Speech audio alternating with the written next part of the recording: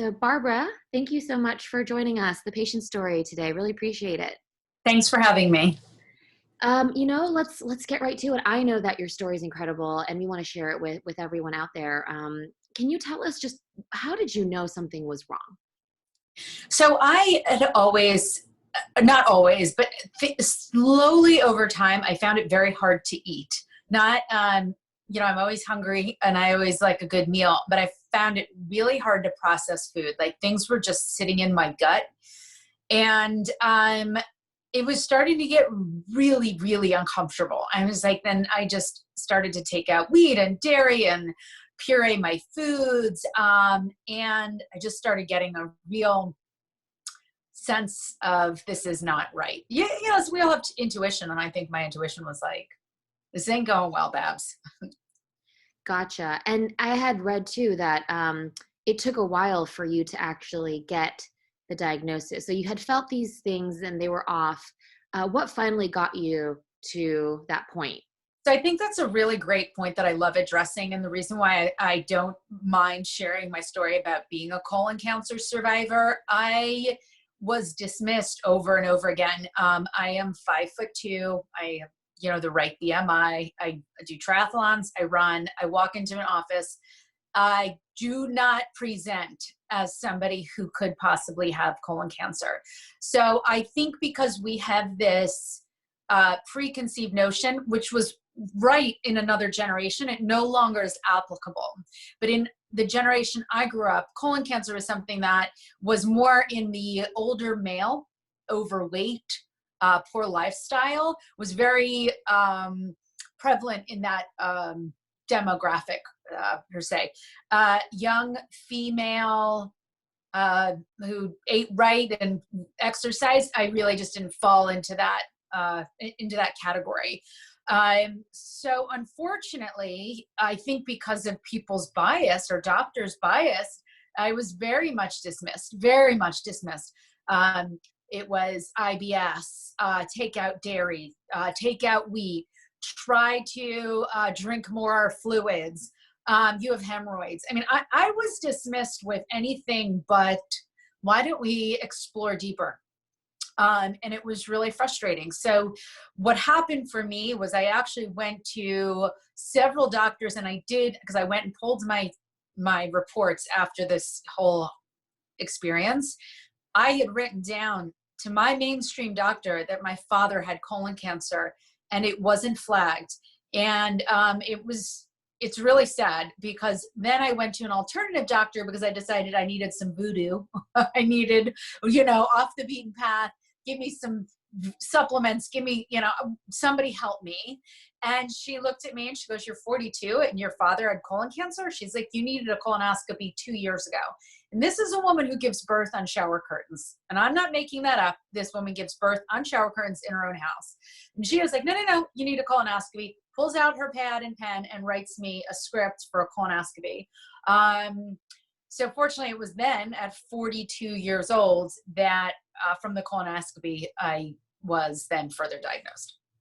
Wow. And this was like a matter of 5 years that you went without the colonoscopy after first presenting, right? Yes. And one of the questions that I'm asked is, when did it first start? And there's just really, cancer is a slow growing beast. Some are more aggressive than others, but colon cancer is actually a very slow growing cancer. So I could never officially say, well, it was around this time. It's just this slow progression. You get used to it till when finally you get like, this is ridiculous. I can't eat anything. So yeah, it had been going on a long time, and I had been seeking medical help. But I am also one that I want to share because I am, a young mom. When I'm getting older. I'm 47 now. And, I'm young at heart. I don't know what even, I feel good. But, I just think when I would go in to see these doctors and they'd be like, you're fine. I was like, great, I'm fine. I was very quick to take that answer. I was not very assertive or very confident in my own self-diagnosis. I had never seen anybody my age or any woman. I don't even actually I knew anybody with colon cancer except my father, who was labeled with colon cancer, but he really was actually labeled colon cancer stage 0.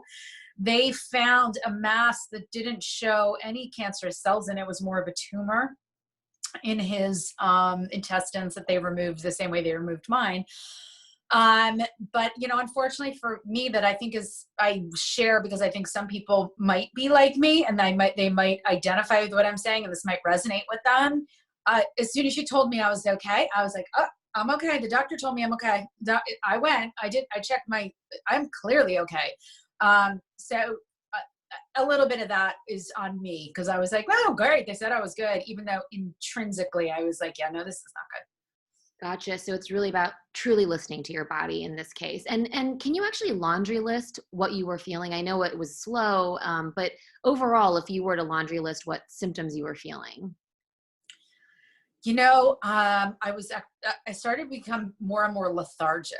My energy level started to deplete. And again, I'm to blame in this capacity.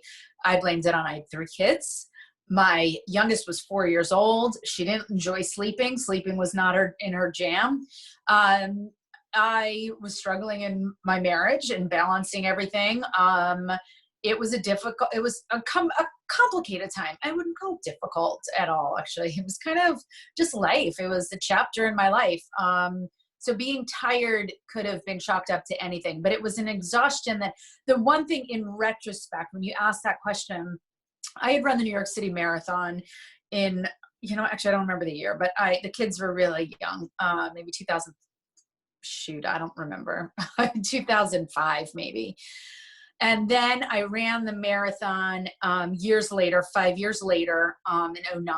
And I remember in 2009, I could not get the wind in my sails. Now, if anybody who's an exerciser that's listening to this, you know that when you first start working out, it's brutal. You're like, I am so winded, and my lungs hurt, and my heart hurts, and my toenails hurt. Everything hurts. You start working out, every piece of your body all of a sudden is speaking a language that you didn't even know. Like it's tough. But once you start building muscle and muscle memory, and you get more conditioned, all of a sudden, like that 3-mile run becomes very easy. You're like, okay, I'm going to go out and run 3 miles. I have to tell you, throughout that entire training period, I kept waiting for that ease of I should be able to run 5 miles. I should be able to run 10 miles because I had been training. Never once did I hit that. Every run was so hard and I get it. I was training for a marathon, but I'm really just speaking to that baseline. I'm like, they never hit that baseline. So there was that metrics of I don't, why am I not myself? And I really, I don't have, what went on back then. So I feel like I do. I'm right back to that space where if I work out, I build, muscle memory and stamina. I couldn't build that when my body was fighting cancer. So you knew, so to really look at your baseline and gauge that. So know your baseline. Yeah. And I think one thing too is that, yes, we're tired, we're parenting, we're juggling aging parents, we're juggling jobs, we're juggling, infertility. I don't know. Everyone is juggling. I'm just using juggle as, please understand, you are juggling things, but tune into your body, because even though you are juggling a million things, we all know our baseline, our energy baseline, our motivate. We just know our baseline. And now I'm back to that baseline. Not that I'm running any marathons anytime soon. I actually lost the will to do that. I don't know if chemo killed that. Something killed it. I ain't running the marathon no more. Well, you've been through a lot, and so you're living your life now, and I love it. And so I'm happy that you finally did get in to that other alternative medicine expert. She said, go get a colonoscopy. Can you walk us through the colonoscopy and then what happened after? Well, it was crazy about that. A couple things.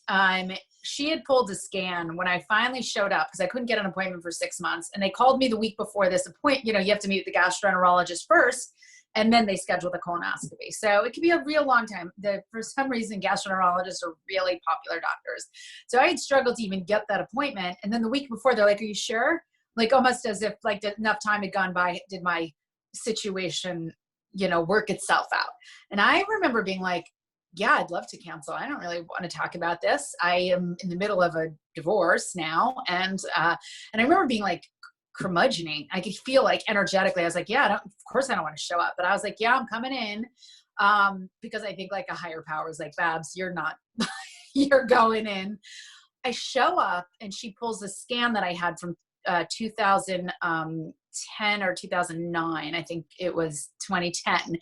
And what had happened was I was having such severe stomach pains that I actually passed out in front of my children and was taken by ambulance to the emergency room, and they did some scans. And the scans had shown in 2009 that I wasn't processing food correctly.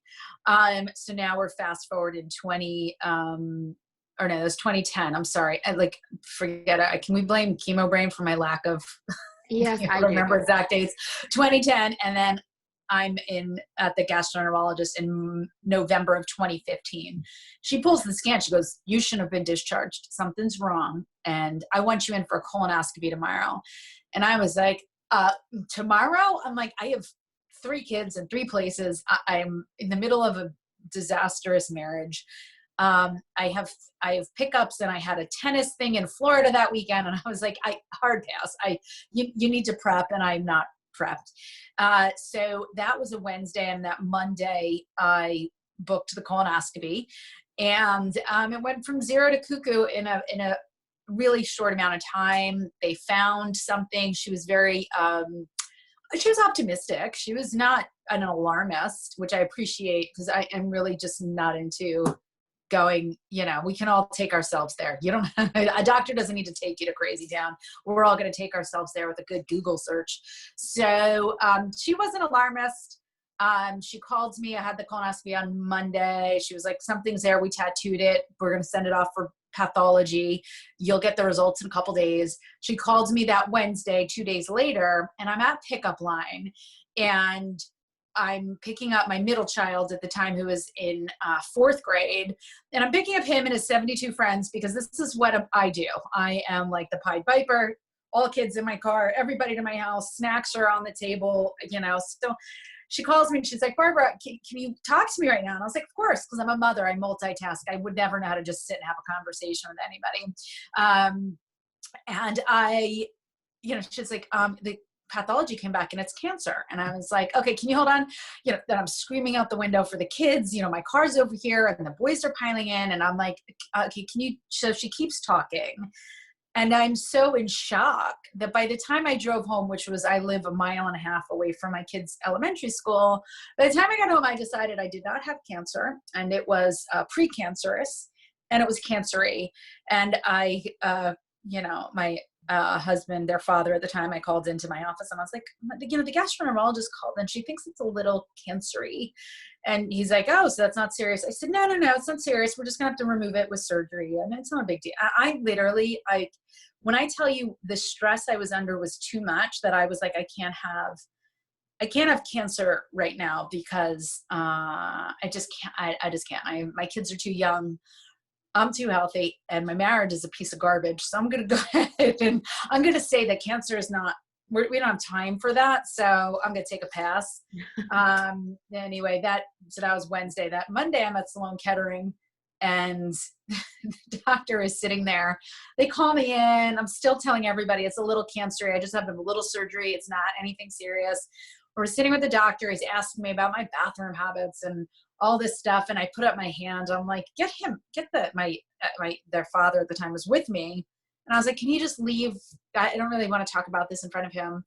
And he leaves, and the doctor looks at me and he's like, you know why you're at Sloan Kettering? And I was like, I don't know, I have to have surgery to remove something that's not supposed to be there. And he's like, honey, you've got colon cancer and you've got a long road ahead of you. And I was like, oh, like it was the first time I actually heard it, and I started crying. And I texted I call him the husband, because he's not quite my ex-husband yet, but he's the was. So we'll call him the husband. Well, let's do it. Does that work for you? Okay. Yeah, that's great. Because I'm like struggling with language here. No, so I texted the was. I said was, but he wasn't the was at the time. He was going to be the was. I was like, I've got cancer. You got to come back in here. So, and that kind of brings you up to surgery and then diagnosis and the cuckoo-ness that went from there. So much. You did a great job explaining. I mean, people process a diagnosis so differently. You clearly had so much on your plate. You tried to compartmentalize. You said, I can't handle it right now. So it was at the actual, at Sloan Kettering, or the oncologist is telling you, listen, Mhm. you've got colon cancer. Um, Well, when, I wasn't in oncology yet because I didn't qualify, there's stages. So at the time I was with the surgeon. mm, Um, I didn't get to the oncology until after the pathology, when they removed the intestines. And um, yeah, so I was with the surgeon, and I'll never forget it because he just looked at me. He's like, you do realize you're at Sloan Kettering? And I was like, so out to lunch. Like, I wish there was a video camera on me, like just being like, literally, I must have looked like the biggest space cadet suburban mom that you can think of. But I call myself a delusional optimist because I just think everything's going to work out and things are going to be great. And I just really like being my positive self. So it was a hard pill to swallow of like, well, I already am dealing with a bad situation with the marriage. And I just really didn't want to, I just couldn't, I was like, this is a little too much for me. So yeah, at that point I was with the surgeon, and he was like, probably thought I was completely out to lunch. And I was out to lunch. I was like, I don't really want cancer. right, Cause as right. somebody, and it's like, I think of it in kind of a funny way. I'm like, yeah, I'm gonna take a pass. I was like, I'm gonna say No. no. Yeah. I'm gonna take a pass. Is there something else on the menu? Is Yeah. there something else I can have? Because I don't really, that's not, no, thank you. Right. Go ahead, give me another. So, so when you were sitting there, the surgeon's telling you this, for people right now who are just processing the Mm. diagnosis, what helped you through processing? Before we get to the actual treatment and everything, just want to understand mentally, emotionally, and then of course, as the mother of 3 young children, how you're thinking about that as well. My emotions were all over the board. It's like life interrupted. I was, I, it was really shocking and scary. And I really wanted to talk to somebody who had colon cancer, and I didn't have access to a single person. I did not know. You got to understand, my dad had what they labeled as colon cancer, but it wasn't, they were like, oh, we'll remove it in a month. It wasn't like this, it was just labeled that after the fact. Initially, it just was a tumor. So it wasn't like I could call him and be like, what lies ahead? We were obviously had different pathologies. So emotionally, I was really all over the place. And I knew everybody was waiting for I was slowly texting people. I am a phone person. I'm really friendly, but sometimes just how you need to communicate needs to be in your wheelhouse. I think everybody, oh, I have to call everyone, and there's no right or wrong. It is your diagnosis and it is your experience. And for me, I did not feel like dealing with the emotional wreckage on the other side of a phone, or making a series of phone calls. I basically texted a handful of people that I felt were more like the gatekeepers, and I was like, and let them disseminate the information. And I had a lot of control over that because I was like, this is really not for the public. This is not a Facebook post. This isn't, this is like, I know you guys know I'm going through a lot. And I know you're waiting for this, appointment, and this is the diagnosis. So, the reason I share that is like, I understand your audience is going to be maybe caregivers or people just entering into the phase of getting a diagnosis. You need to know that the way other people perceive it's not your problem. You do as you need to do. And I needed to just communicate through texts. I didn't want to talk on the phone. I didn't want any FaceTime. I didn't want any public posts on Facebook and Instagram of like, pray for me. That is not, I had to do it my way. And my way was through a text. My parents got a text message. I wasn't in the mood. I was in shock. I was scared. I was annoyed. People, I found that feeling a lot. I was very annoyed. I was like, this is annoying. I have things to do. I have, the Christmas concert was coming up for my daughter and my sons. And I was like, I have Hanukkah. I was like, this is like, how rude. How rude is cancer is the rudest thing. It just comes whenever it wants. It just shows up on your front. Like, Right. did you ask me if I had better things? No. Did you call ahead? No. Did nothing, not even a save the date? Are you kidding? It's so rude. This The takes rude. over everything. Right. Yeah. It's so rude. I don't know. Like, I'm kind of just like, this is how I felt. Like, you're asking me how I felt. I felt like that is rude. You don't have any manners. Where's my save the date? I'm hearing you really needed to conserve your energy, right? Like the message is you've got a lot that you have to do at that point. Yeah. Don't worry about other people and just focus on you. Especially women. I find women were all like, oh my God, I don't want to hurt their feelings, so I better call them. Oh, stop it. You do what? You don't feel like calling anybody. You just got permission from Babs over here to tell you don't have to call nobody. You have to do what you have to do, and you do it your way.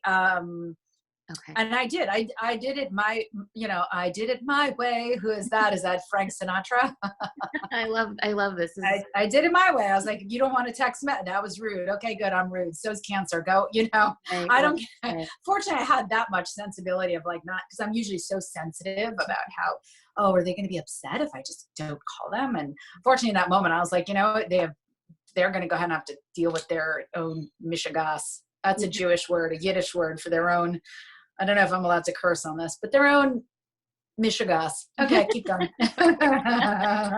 You speak freely. You speak freely. So I appreciate that because that was very important for people to hear, I think, just to don't feel guilty, do you? Because obviously there's so much on people's plates at this point. The colonoscopy, by the way, I know this is rewinding a bit. Can you just summarize that experience? And I mean, it's like right then you find the quote results, right? Because it's like they're going through with a camera. They can't do the pathology from that point, but they can identify a polyp that is already progressed past a stage that they can remove it. And I don't know what that looks like. They sent me a picture. I was like, I don't know. It looks good to me. It's so funny. They give you your pathology pictures or your like colonoscopy pictures. I'm like, honey, I don't know what that was. So just, the colonoscopy is it's a pain in the neck. It's just an inconvenience the day before because you don't eat and you have to take some people do pills or some liquid drinks. Everybody's got their own kind of cleansing process. I think people over dramatize it. I think it's kind of like people, childbirth is Hollywoodized and stuff. Listen, the colonoscopy is just you are clearing out your system. It's not that big of a deal. You're going to feel cute and skinny the next day. I mean, pool party ready. So if I was to suggest to anybody, get your colonoscopy in the springtime, get ready for summer. It's a great way to kick off a little diet. But it's not, I don't, what, if you can't eat for a day, I don't know. I think people just over dramatize everything. And then you show up for your colonoscopy, you go to sleep. Goodbye. Like, I don't know. I think it's over dramatized because I think people want more of a story, but I really just, I'm so black and white. I don't have access to like drama, Right. So like it was a simple process for you and and get it done and I'm scared. I have people I'm scared about a colonoscopy. I'm scared about the prep. And I'm like, there's no service in me dramatizing a day where you just drink liquids. It's good for your body. It's good for your cells. It's good for your organs to flush your organs out with liquids and to really purge your body of toxins for the day. Fasting and cleansing is a real healthy way to live. Like I recommend it. It's something to do, every 6 months. Just take a day off from just overwhelming your system. So yeah, it's definitely more in my wheelhouse to dial it into a space that's true. It's like, it's really not a big deal. And if I had somebody text me once when I was in the middle of chemo and they're like, I'm really afraid of the colonoscopy. I was like, I can't really, I don't know what to say. I remember just being Relate. stumped with like, you do realize I have to go sit in the hospital for, I don't know, 7, 8 hours. And then I have to go spend the night in a New York hotel, throwing up and being away from my 3 kids, and being unable to drive a car. A colonoscopy to me is so entry level. I'm like, it's like a finger prick for, some sort of blood test. It's not that, it doesn't warrant the attention it's getting in a negative space. It really doesn't get you. You really should do a colonoscopy. If anything, you should do a cleanse every year. That's my feeling. I think it's important to normalize, a body cleanse. Right. That's all it is. Well, Stop the drama. And that'll probably help a lot of people who might be nervous about that. So you're asleep, you get up, you wake up, and they tell you if they find anything. So from that point until talking to the surgeon, like, what was the timeline? How many, weeks, and then from that point to the next process of. It was mid-November. I couldn't give you the exact date unless I looked it up, but it was mid-November. I got to have Thanksgiving with my family, but by that time I knew I got the surgery December 5th. So there wasn't much time in between colonoscopy and surgery. There was Thanksgiving in there. That's what I remember, because we had gone in to see the Thanksgiving Day parade. A good friend of mine played for the New York Giants, and he was in town, and it was a real exciting time, but there was a wet towel over all of us because, there was a lot of unknowns. It was really, just the unknown, that I think is really a hard space. I think once you have your diagnosis, I think it's a little bit easier dealing with facts, not fear. And when you don't have the facts, because you're in the space of, I haven't gotten my surgery yet, I don't know the pathology, we don't know the stage, I don't know if I'm getting chemo. That to me was actually the hardest psychologically, because I was like a ping pong ball, a yo-yo. I vacillated between, this is just going to be a surgery, and I'm just going to bang it out like my dad, and I'm going to be back in the swing of things, and I'm going to be skiing in mid-January. That was Barbara, delusional optimist. And then doom and gloom Barbara was, I should write my obituary right now and get my affairs in order. So it's like there's no middle ground in the space of I don't know. The space of I don't know is a real polarizing, traumatizing. It ages you. Everybody's going through it with you, but it all manifests differently. Your family's going to act weird. You're going to have all sorts of, you're going to be a cuckoo. I don't know. But that to me is that's a tough space. So you had asked just what time, but my surgery was December 5th. There was Thanksgiving in there. I think I had like a week of something, like maybe a week before my surgery or something like that. I actually do have your time. I realized I did pull up the timeline. Okay. That sounds right. But I'm so glad you addressed the space of I don't know, because that applies to in between, before you get your diagnosis. It also applies to when you're waiting for tests and scan results, which, people, handle very differently. I will ask you about that a little bit later in the interview, actually. I do want to ask about the surgery. So can you just describe the lead up to the surgery and then the recovery? So the lead up to the surgery, I didn't have a lot of people to talk to. I will say that my dad had the same surgery, but a different surgeon, and his process was different. I had, I think it's called the Da Vinci machine. And so mine was laparoscopically. So I had like 5 incisions on my abdomen that were very minimal. And if you saw me today, which I would be happy to share, if anybody is listening that is gearing up for this, I will FaceTime you and show you what the results are. Because if you saw me today, the scars are so minimal, you would never know that I literally was gutted. So I'm really, really grateful for that. So I didn't have a lot of people to talk to. So I just unanswered questions. I just knew nobody. I knew nobody. I couldn't find anyone. So I just kind of had to, you know, surrender to like all this unknown. And, you know, I'm sad for that because I think there was a lot of, I don't know, I had a lot of delusions about the surgery too. It was coming up on Hanukkah. You know, I'm Jewish, my husband is Catholic, so we celebrate all the good stuff.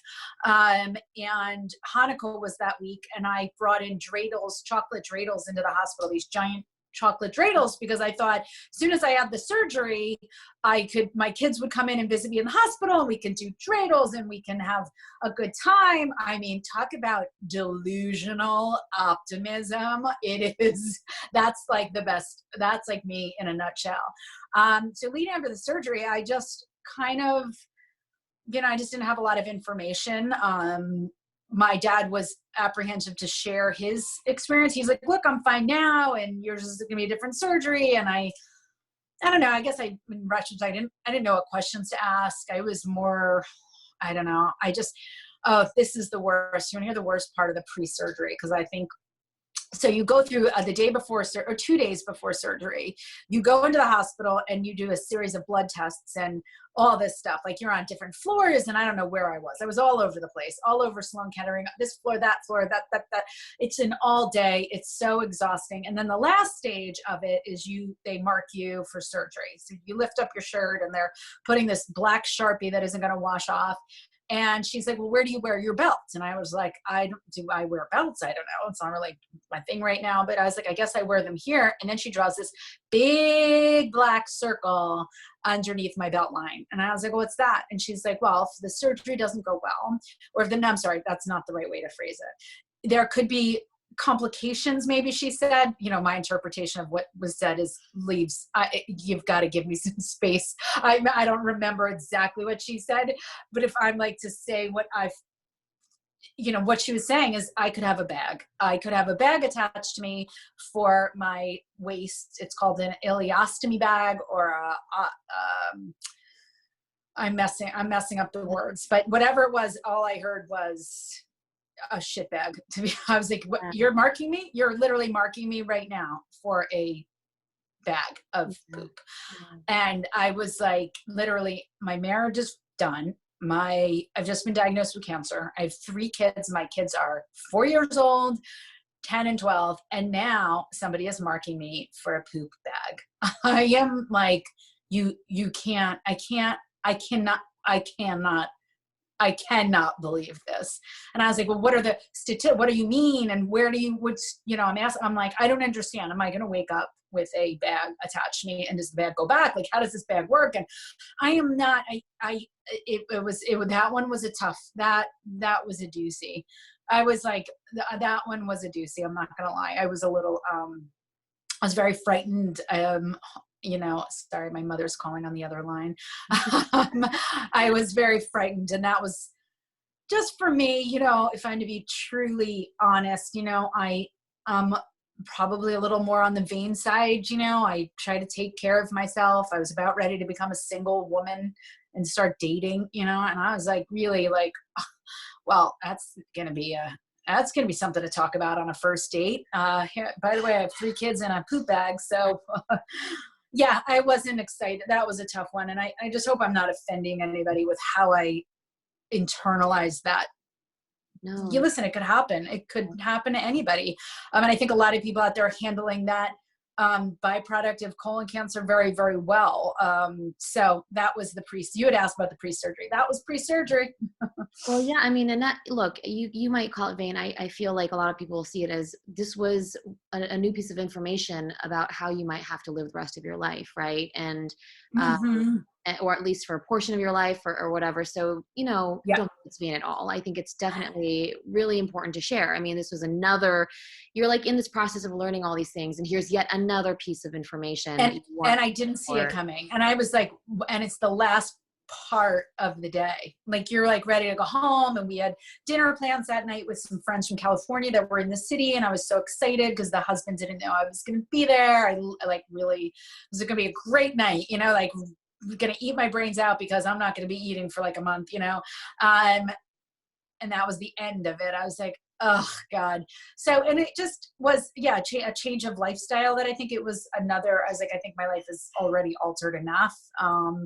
And it just was something I was like, wow, that's a tough one. That one was tough. So that was my pre-surge. And That was then, my pre-surgery. do you know how long the surgery lasted? That you went Yeah. under before the surgery, how long it lasted, and then when you woke up, I think people will be maybe wondering how it feels, how the recovery goes.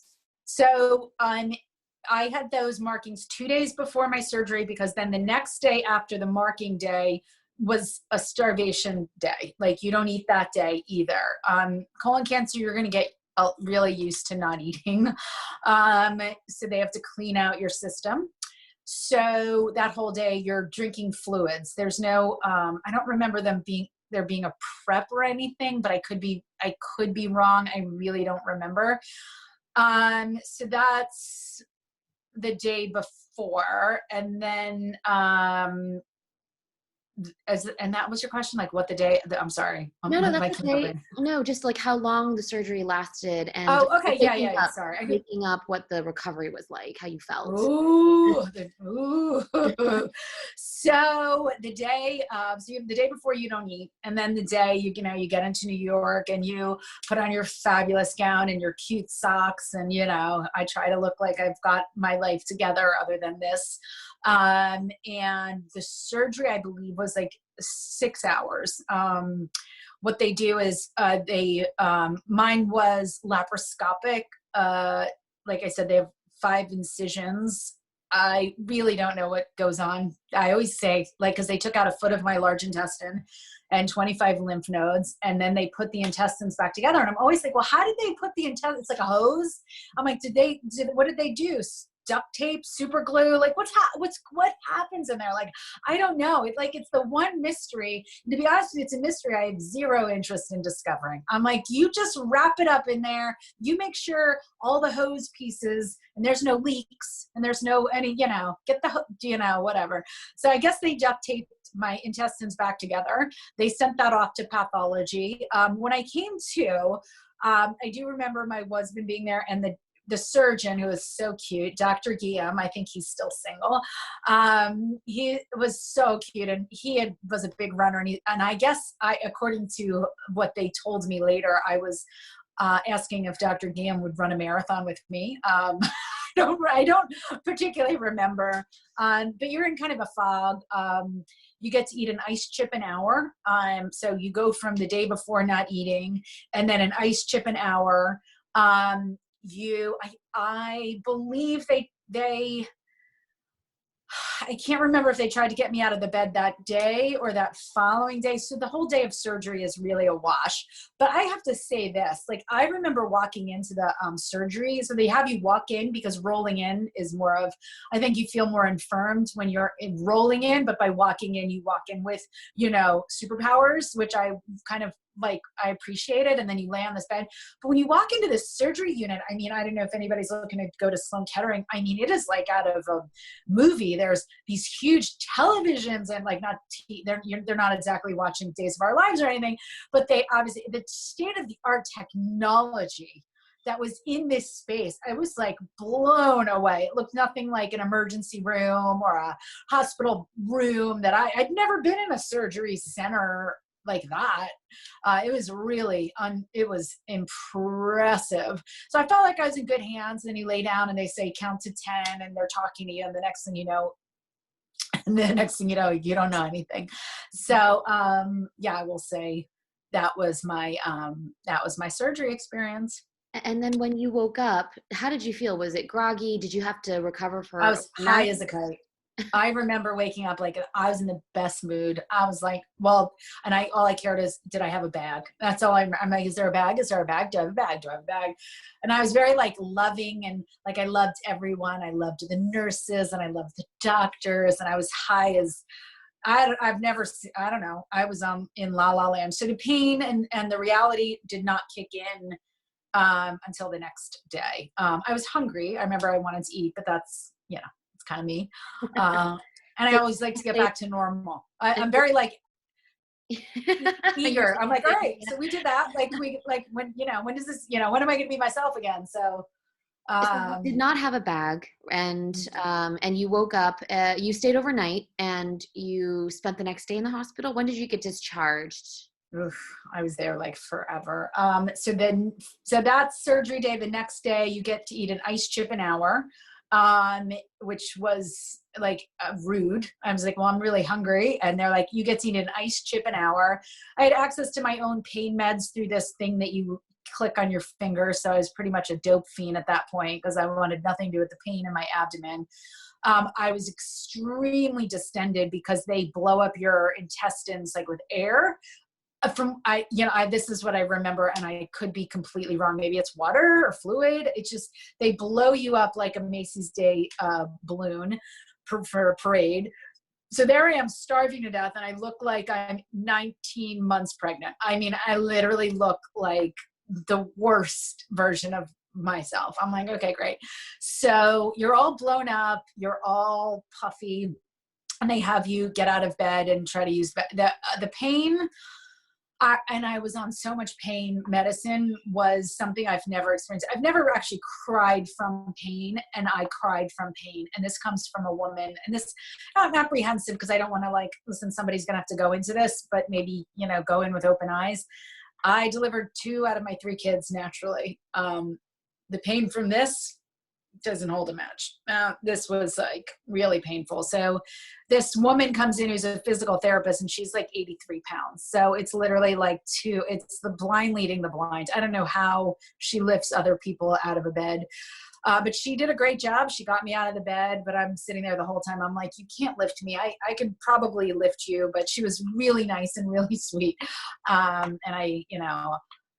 And then from there, it was like walking. They're very big on walking. So if you can walk, you had to walk around that. And my first walk took like an hour to get around the floor, and it was really painful. I believe I was in the hospital for 6 days, 6 nights, 5 nights, 6 nights, something between 5 and 6 days. I'm almost positive it was 6. But I had to show that I could handle food. So on like the last day, you get to order a meal, which I have to share with you, I found so weird. So you go from ice chips an hour on the first day. So you haven't eaten for 3 days. And then you go to ice chips an hour. So then the next day is liquid broth, some miso soup or something. Then you migrate up to maybe, I think, a bowl of mush. By the way, you're still 700 pounds because they've blown you up, and it's the most annoying thing. So you're starving to death, yet you weigh 7,000 pounds. So it really sucks. Because if I'm not going to eat, I'm going to be, we're going to see results. But that comes later. That comes later, and it's not a good look. But so day 4 is something, whatever. On the last day, they hand me a menu, and I kid you not, it might as well have been from like a ballpark. Like it might as well should have gone to Yankee Stadium. It had a quesadilla, it had a hamburger, it had, I don't know, a list of like real food, like real, like, but not like, I'm a healthy eater. I was like, well, I wouldn't eat a quesadilla. I mean, that's like a party. That's like I'm celebrating or something. But it was like this real kind of heavy, obnoxious food. And I found that really a little like off-putting. I was like, really, my body just went from like as pure as it can be, and now I'm going to throw down a quesadilla and some French fries. Okay. But that's just modern medicine right now. I don't know that nutrition is really caught up with modern medicine and like the importance of like, I felt if I had been in charge of nutrition and wellness there, it would have been like, which of these 6 smoothies are you going to have? Like it would have been, filled with ground flaxseed or vitamin C, vitamin D, anything. Like, I don't know. Right. Instead, it was like, here's a quesadilla.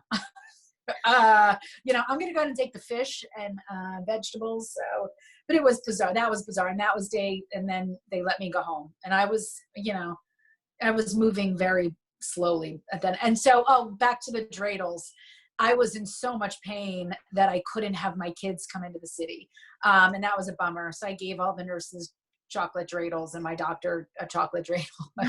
But I really did. I thought, okay, Right. we'll celebrate in the, Yeah, dreidels. no, a lot of changes of plans, and you said they would discharge you as soon as you could show that you could take food, and of course have bowel movements, right? I mean, that was Yeah. really a really tough Yes. part of all this.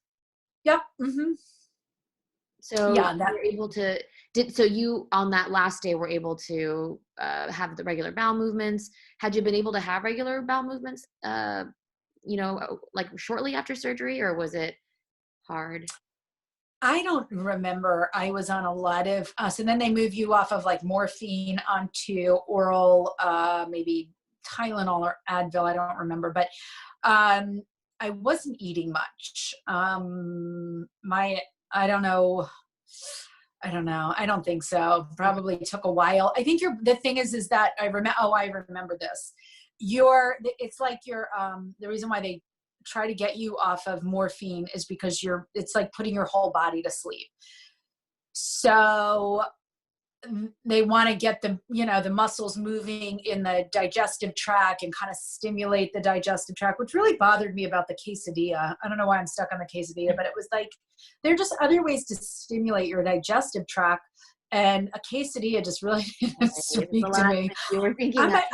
Am I wrong? Like, really, a quesadilla is what really my Right. cells need a quesadilla right now. Yeah. So So you were able to though get discharged, but did you find the results of your surgery? Because it says 6 days after the surgery is when you got the results. Was that in the hospital when they talked to you? it was actually exactly 7 days after, because I got the results on my husband's birthday, December 11th. Okay. And they didn't call me until 3:30 in the afternoon. I knew I was getting a call that day. So I was waiting and I went, again, you're a ping pong ball. You just go from cuckoo to cuckoo. You are fine. You are dying. You are fine. You are dying. And they finally You called were at at home 3:30. though, right? You were I was home. at home. Yeah. I was at home by then. So but it was, I believe it was Friday, December 11th. Because I remember, what if they don't call me today? Like, do they go home for the weekend? I could be wrong. Revisionist history is a whole, but I do. It was December 11th, and they called and they said, well, the good news is you won't lose your hair. And I was like, what? And I kind of knew it was going to nosedive from there. And they said, it had gone into the lymph nodes. It had perforated the intestinal wall, that it was a stage 3. And that's when I actually really felt, that's the first time I just really cried hard. I wouldn't say I cried hard until that point, because I think I just have a way of believing in staying an optimist. I'm an optimist, but it's my nature. I'm a very positive person. And it was the first time like my balloon had really been deflated. I wouldn't say my first time being deflated when my marriage failed. I think that was also a little puncture to the happy place that I like to stay in. But and I couldn't handle the rest. I actually handed the phone to my husband. He was all the way upstairs, and I was like, you better come down. This is not, these aren't the results I was hoping for. But fortunately it wasn't a stage 4, but it was a stage 3. It had perforated the intestinal wall, which meant it was headed out to the mothership.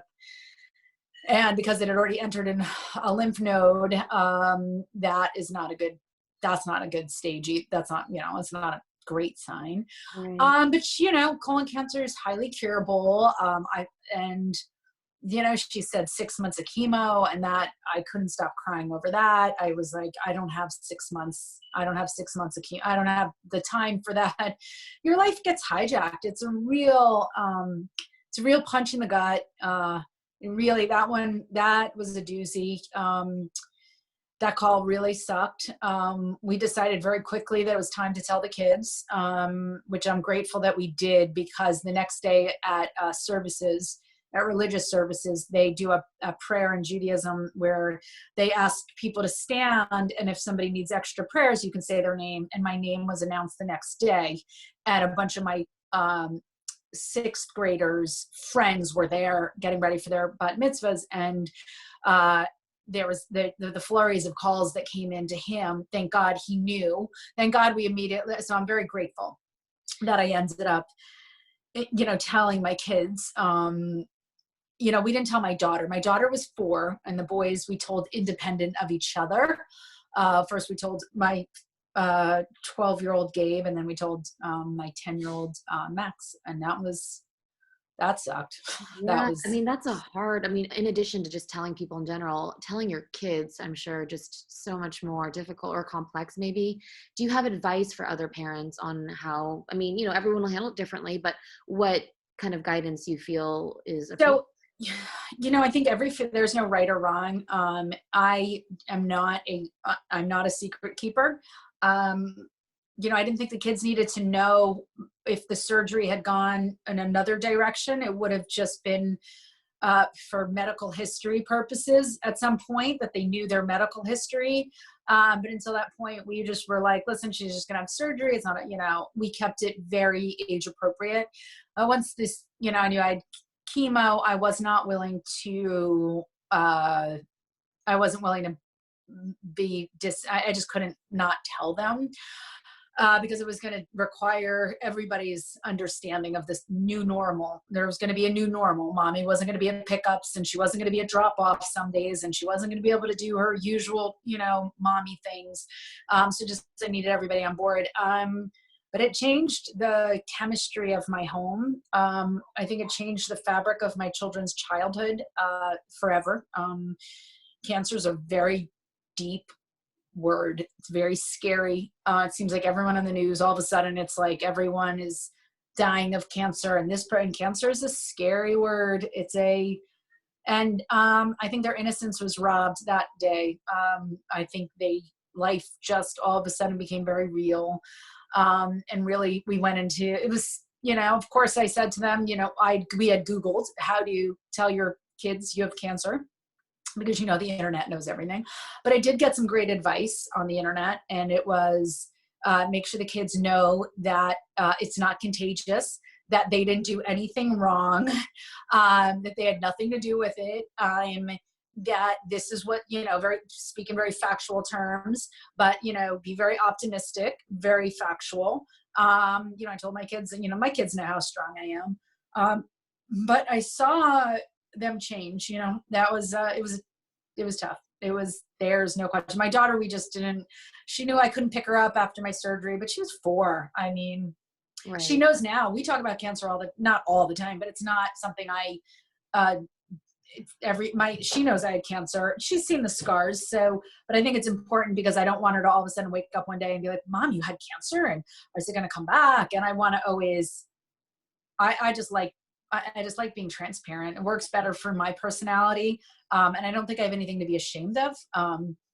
Right. Some people, I know another woman in my same town that had the same diagnosis, and everybody was on lockdown not to tell her kids. She had 4. And I was like, that looks like a lot harder. Right. That looks like a lot more work, but it's not up for judgment. You want to send people a text, you want to announce it on Facebook, you do you. That wasn't my speed at the time. I was very private about it for a very long time, until Colon Cancer Awareness Month, which is in March, when I felt like kind of a call to service, okay, this is what colon cancer looks like. This is the face of colon cancer now, folks. So don't, that kind of thing, if that makes sense. Absolutely. No, that was powerful. Thanks for sharing that. So you tell your children, and then I see that you started chemo in January of 2016. Can you describe the regimen? So how many days of infusion, how long the rounds were? So I was on oxaliplatin, which was my infusion. Now I started on one thing, which was Folfox, and then I went to capecitabine, but it's hard for me because it was a while ago, and chemo does a number on your brain. I believe I went every 2 weeks for my infusions, because I think I had 12 rounds of you're supposed to do it for 12 rounds, 6 months, every 2 weeks. And I only would go in for one infusion. Like the infusion would be several hours. And to say I was sick would be an understatement.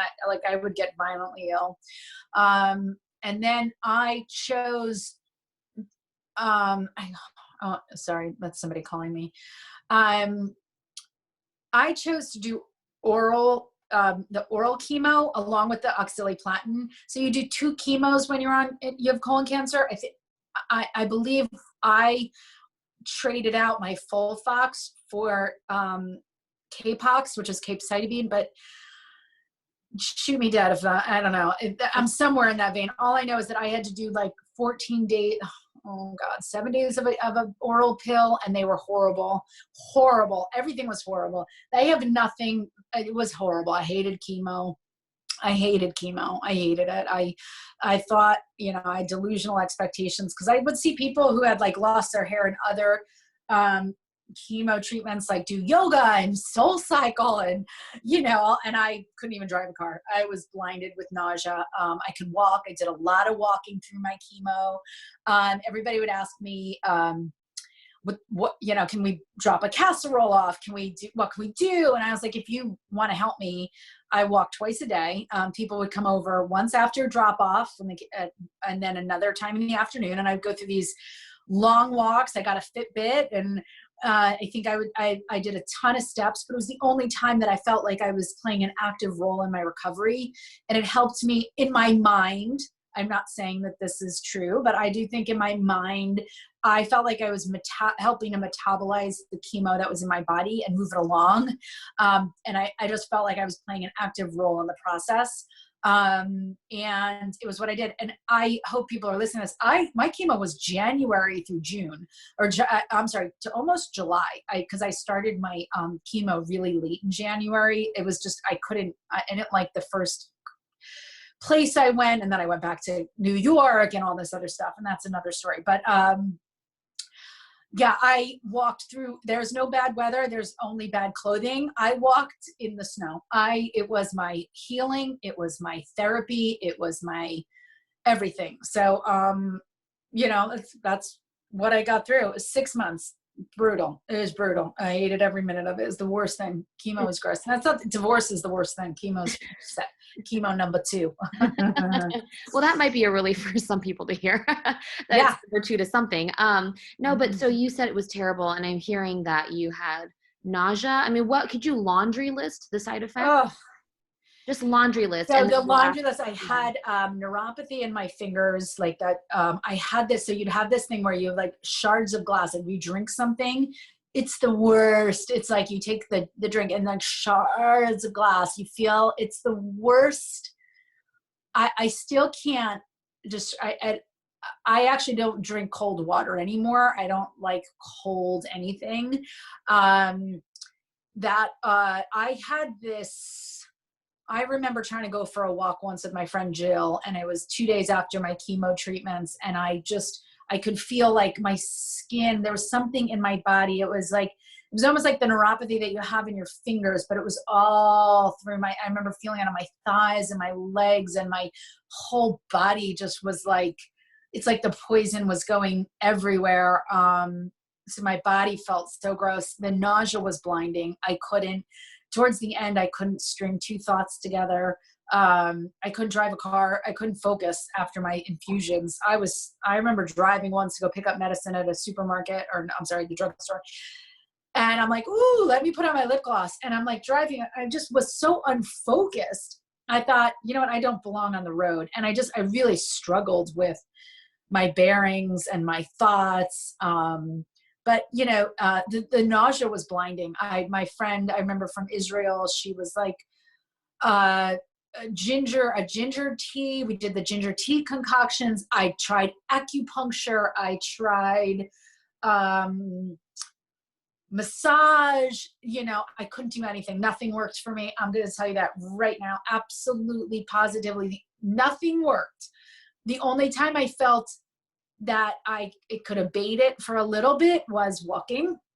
And I think that was more of like a distraction than a real, anything. But I don't know. And everybody handles things differently. There's no anti-nausea medication that helped. The doctor? No, there was nothing. What is that anti-nausea that everybody gets? The Zofran? Is that what? Zofran, Please stop. I can't. I nothing. I took, I think, peppermint. People dropped out. Nothing worked. No, I did. That's all I can say is I was so septic, toxic, infused. Nothing worked. I was miserable. I cried about it a lot. How did you So process? It sounds like walking was really your sort of respite, because it was a yeah. distraction. Did you let yourself watch TV and just, I know you have Mhm. 3 kids, and so there's a lot on your plate, but how did you let yourself Yeah. move to the next day? I watched a lot of HGTV, which by the way, now that I'm not in chemo, I don't watch it all. And I could care less about like the Property Brothers and what they did. But during the time I was like obsessed with the Property Brothers and what was that? Tarek and Christine House Flips. I watched that channel all the time. I don't know. And then it's funny because then once chemo was over, I've probably never, I don't even know the number, the station it's on my television. Um, I couldn't read. People were dropping off books, and I have to tell you that was a shock to me when I couldn't read a book because I couldn't focus enough. I couldn't watch movies. Movies required a lot of attention. I didn't have an attention span for movies, but I could watch like short shows and yeah, it was bizarre. I didn't read magazines. I didn't read books. Movies were a no. It was like these short little makeover shows. And Right. yeah, And it was so, out of body. It wasn't yeah. myself, you know? Right. No, absolutely. It was completely shifted everything for you, it sounds like. And in that Hmm. time, since you had, you can't stop being a mom and taking care of kids, for instance, how did you have to ask people for help? And, I think people sometimes, patients in particular, don't know how to ask for help, might be scared of being a burden, or, I don't know what applies to you here, but is there any advice to other people about, you know, You know, I was really fortunate. My parents live very close and they're very hardy as well. So they were very involved. My friends were very quick to drive my kids different places. In the middle of my chemo, I had my car stolen. So oh my one God. day I went out to go drive, not me drive, but my husband was driving. We walked out and both the cars were stolen. So that was fun. I was like, all right, well, at least they didn't come into my house. Again, I can like spin anything. I was like, you know what? And like, you can sit there and fester in your paranoia for stealing my car. I'm just going to go and call insurance and have it replaced. I literally had like the best at, I was like, screw that. I'll get a driver. I'm not in the mood to deal with, I ain't feeling sorry for myself. I feel sorry for that person who thinks this is how you actually earn a luxury vehicle. So anyway, I had a lot of, I was really fortunate. I had a lot of help. I had a lot of people volunteering. I think there's, reaching out to your church, your temple, your groups of friends and saying, listen, these are my infusion days and this is what I might need. Can somebody grab my kids? Can somebody get the groceries? My neighbor just randomly dropped off groceries and I loved that because I was just, my parents did something really good that actually went on for a very long time. On Tuesdays, they would go grocery shopping because they were seniors and they were like very excited about their senior discount. So I gave them my credit card and they went shopping. And I don't know what any cashier was thinking, like these two seniors buying food. Like, I mean, I'm a family of 5, I'm not like we are, and I've, growing humans. So we got into a real good rhythm. I would say accept your limitations kind of thing. Somebody wants to come over and do your laundry, let them, because it makes them feel better. They're scared, I just did very little, and I really didn't have the bandwidth to do a lot. I was really sick. I did not do well in chemo. It was not. No, I was not. I wasn't your poster. I was not at yoga. I signed up for a tennis drill. Again, my delusional optimism. I was like, well, I think I could do tennis. I'll just do my infusions. And then 3 days later, I'll be at the tennis. I mean, the stuff I like, the reality and Right, of the I, situation. dumb as a door. I was like, yeah, But I ain't going to no, I that. think it speaks to actually, because you just mentioned poster child. I think it speaks to the fact that there's no poster child, right? That's kind of the point is, There is none. And yeah, everybody handles it different. And exactly, right. So I'm hearing you say, don't be afraid to ask for help and let people help because it helps them actually feel better too, to support you. yeah, So 100%. yeah, and you moved through, okay, so it was 6 months, it was terrible, but you got through it. Did you have a scan before in the middle of chemo and after, or was it different for you? I had a scan. I'd have to pull up but I definitely had a scan before, because there it is on the scan before. And then I must have had one after. It was December 1st, 2016 was your second scan. Oh, okay. So I just wanted to make sure that after chemo, it wrapped up in July. Sometimes, there's a scan right after just to see. Yeah. The dates that were sent to you were directly off my Sloan Kettering app, so that must have been it. Yeah. I don't particularly, those are just So that literally makes sense to you though, right? Like some months passed after chemo and then you got a scan to kind of see how your body was doing. Yeah. And I will say, like, I went into that scan really optimistic. I will say I'm on year 4. And I'm no longer that person. Unfortunately, scans create a lot of anxiety for me. I've lost the ability to be my delusional optimist.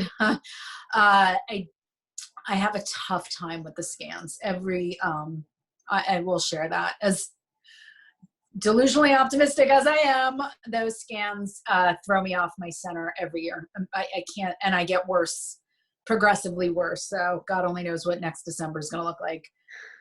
But it says that this year, because it'd be your 5th, would be that's the 5-year mark. That's where they would say you're cancer free. Is that right? That's what they tell me. So year 3, they are very positive too, because they're like, you know what, if you get to year 3 and no markers of cancer, you have a higher probability of it not coming back. So that's positive. So I'm again, I would like to, I try to be as positive as possible, but the truth is, like, I landed a stage 3 cancer diagnosis after a scan or after a pathology report. So I don't always have access to that anymore. How do you go through? I mean, I think that speaks to the survivorship part of it too, right? It's like people expect once treatment's over, you get your first scan, it shows that it's clean or clear. Oh, good. Like, Barbara, you're done, or Babs, you're done, or whatever, however people address you. No. But the truth is you've had to get a scan every year since. And is that in perpetuity, just a scan every year, or? I don't know. Actually, I find that out. I find that out in December. I don't know. Have you gotten blood tests, or like have you had to do follow-ups every once? Yeah. Every 6 months. Every 6 months I have a blood test, and then every 6 months is a blood test, and then every year is a scan. So I don't know what happens after December. I have Okay, but the good news is each time has been good news. Really appreciate your honesty that it's not been the same for you in terms of the delusional optimism that you described before. How do you deal with that for people who are also struggling? Like, any tips on how to find the center? I mean, it's a work in progress, it sounds like, but.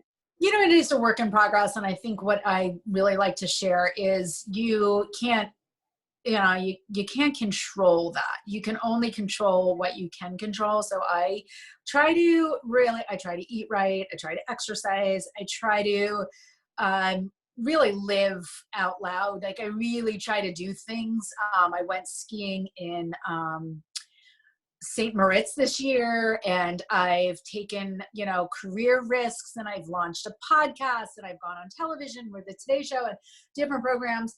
I really know that I can't control what happens in December, but I can control the in-between. We also don't know when. I don't know, neither does anybody else. Like, we just don't know. And I think it's just safer and healthier to be like, well, let me just do what I can today to make sure I'm living this great life and being happy and fulfilled and, being with my kids and trying new things and not waiting. Like, life is like, listen, it's all about the dash, right? It's all about, your date of birth, 1973 for this lady, and the dash, and then where it ends. And you really only control the dash. So it's like, what are you doing between now and then? And for me, I really just try to live a really positive life and stay away from things that aren't serving me and people that aren't good for me, and go for it. I book the trip, spend the air miles, get out of your own way, try the new career, leave a crappy relationship, throw out what's not working for you and invite a new opportunity. Living in fear of a bad diagnosis doesn't, you got to kind of find a good place for that. And for me, it's more motivation of like, I can only do the dash, and the dash is like in my power. I'm going to make it a good dash.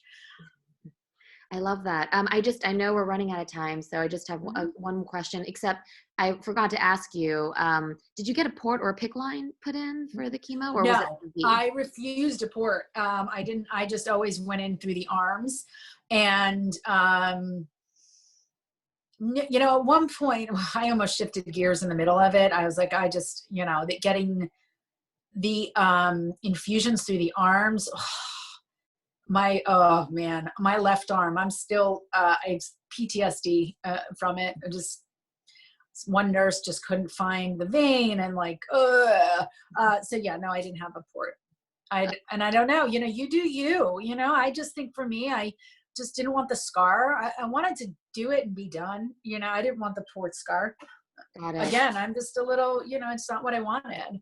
Yeah. Okay. And then the last question I have for you is, for the people who are watching now, what's you've been through treatment, you're on the other side, so to speak, and they might be looking just for some, straightforward, but some comfort here. So anything that you would want to say to them? Keep the feet moving forward. I think being positive and being optimistic and taking control of what you can is super important. You control your thoughts and what you think about, and try to stay positive, because your thoughts dictate your actions, and your actions really do dictate, your future. And feeding your mind and your body with positivity and healthy nutrients, whether it's healthy thoughts or healthy food, it allows you to be in the driver's seat much more than anything else. And yes, there's a lot of things that are out of your control, but there are things that are in your control, and do your best to make good choices. It's an 80-20. Like 80% of the time, choose positivity, choose good stuff, choose smoothies and supplements and detoxifiers, and choose to surround yourself with people with a positive attitude and optimism and hope and love and laughter and light. Those are in your control. Watch things that are positive and uplifting, feed your brain and feed your cells the good stuff. Because it's going to make, it's going to make a really big impact on you. And choose to go for a walk. Walking releases endorphins, and endorphins are, a mood enhancer. And your mood, having it positive, affects everything. And you look better. I looked better because I walked. And, fresh air, sunshine, vitamin D, all of it is immune building. So that's in your control. You can, if you can, I'm not saying everybody can, try to choose the good stuff. I like that. Is there anything else you want to add? I hope everyone that's listening, understands that there's light at the end of the tunnel. There's a lot of silver lining in these experiences.